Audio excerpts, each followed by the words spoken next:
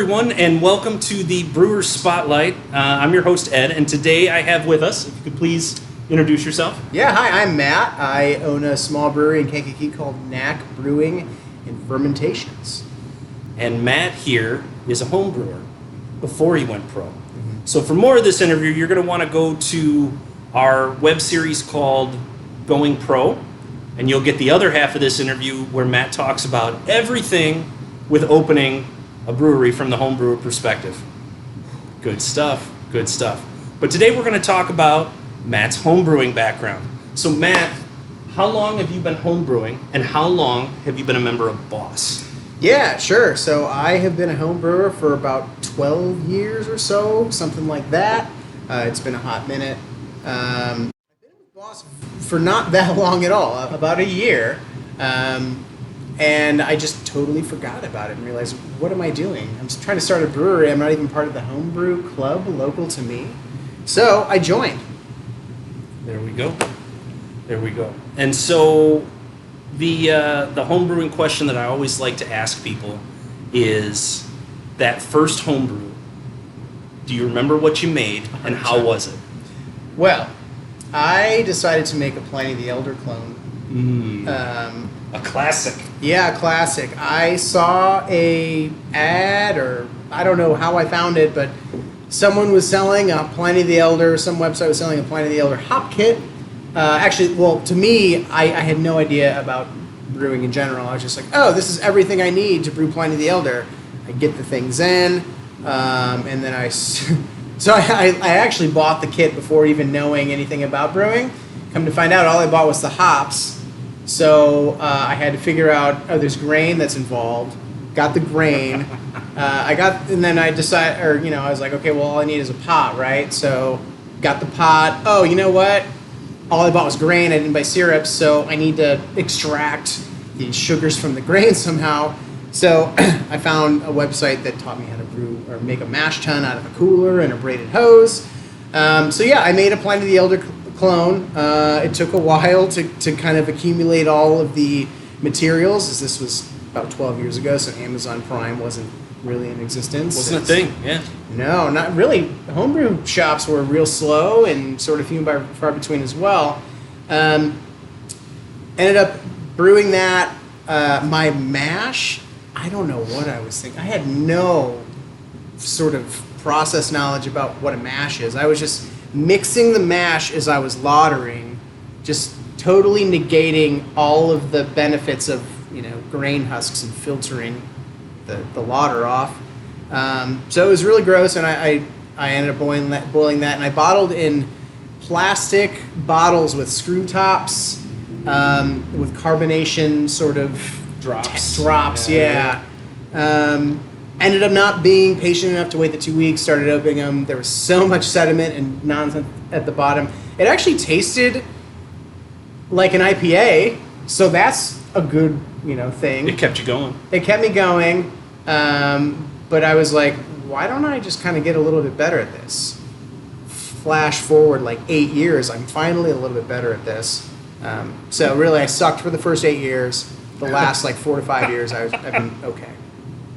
Fair enough. Yeah. So when you were doing those brews, did you have a favorite?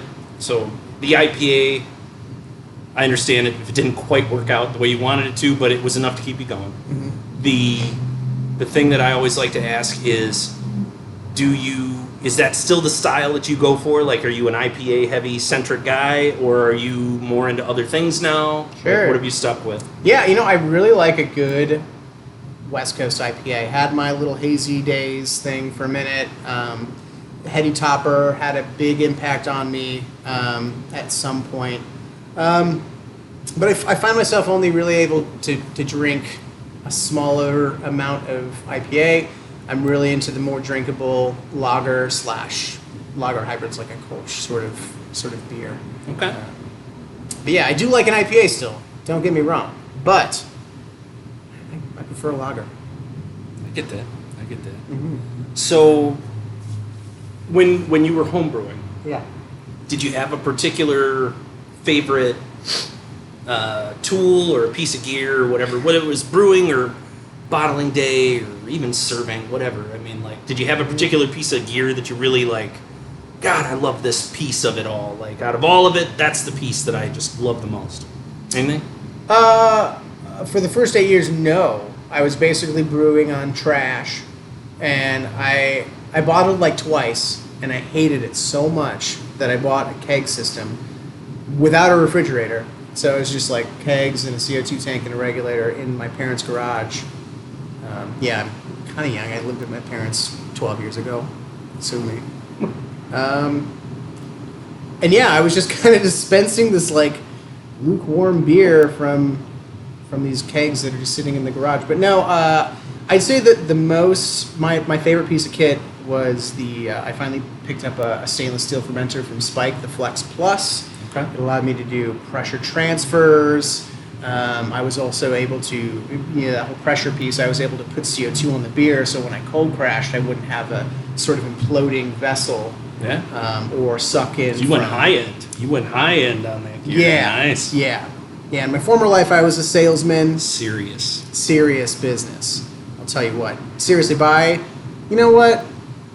No, yeah, you don't have to get the Spike Flex. I would definitely invest in a brew bucket to some capacity of stainless steel and maybe some sort of pressure aspect. It'll elevate your beers pretty heavily. Right on.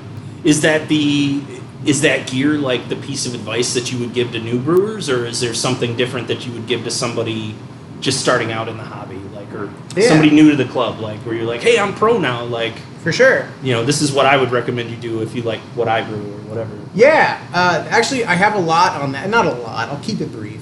It's sort of like a side note to that.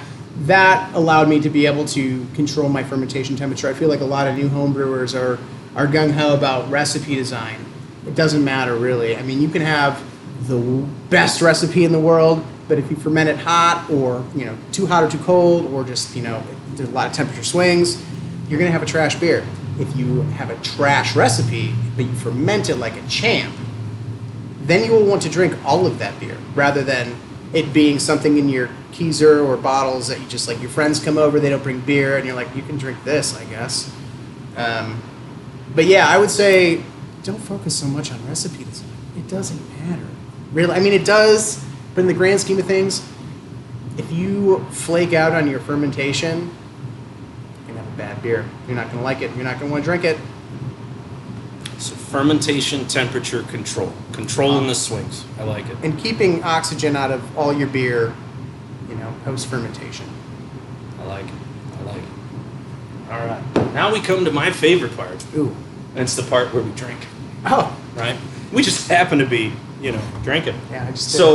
So we have this is the landlocked Hoppy Lager. It's over here. Right here. Right? So, but this is a homebrew recipe. So I was hoping that you could kind of tell me a little bit about the homebrew recipe and kind of talk to others about what we're drinking. Sure. So that is a very basic, you're talking about recipe design. It's just really one grain.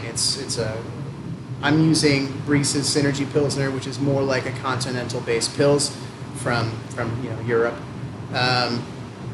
I fermented it with. There's a bit of acidulated malt in there just to keep the pH in balance. Which is also a side note to your prior question. Water chemistry is also very important and often overlooked when it comes to new brewers. So yeah, it's just a very basic grist of Pilsner and some acidulated malt. And then I fermented it with the Fine Stefan strain, which is W3470 3470. Fermentus. Fermented it cold as you would a regular lager at about 50 degrees. You start at about 48, let it free rise to 50, and then let it ride out. Oh, you know what? The one thing I did to this one is, instead of your traditional sort of Landris hops, like a Noble, like a Czech Sots, or like a Tettnang or something like that, I actually threw a bunch of American hops into this one, Mosaic and Cashmere. It's sort of in the vein of, there's a brewery out in LA called Highland Park Brewery. Okay. It's they do a lot of stuff. It's a lot of weird experimental stuff. They have this beer called Timbo Pils, which is sort of like this, cold fermented lager, but they just hop the crap out of it with American hops like Citra and Mosaic. I had it recently, and and I was like, this is amazing. So I decided to try it for myself. It turned out pretty dang good. It's not quite as drinkable as the Timbo Pills. You know, I've not been in the game for as long as I think Dave Coons is, or Brian Coons, or Bob Coons, something. I don't remember. Those But yeah, guys. Those guys. But yeah, basic lager just with American hops. No, it's nice. It's Thank you. there's a slight like sulfur note to it. It's Mhm. very light though. It makes it drinkable. It's carved well. It gives you that the carbonation helps dry it out, so it encourages the next sip. Yeah. Definitely a crusher. Like, Yeah. Like on a hot day, like You're almost out, so we're gonna have to sort that out at some that's point. right. We're gonna figure this out here pretty quick.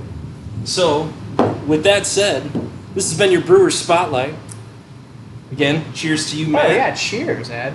Thanks for coming in, man. Hey, glad to do it. Glad to do these in person. Ooh, yeah. Yeah, these are fun. It's been a long time. So, indeed. So, cheers to everyone out there in cyberspace, and thanks for watching. Cheers.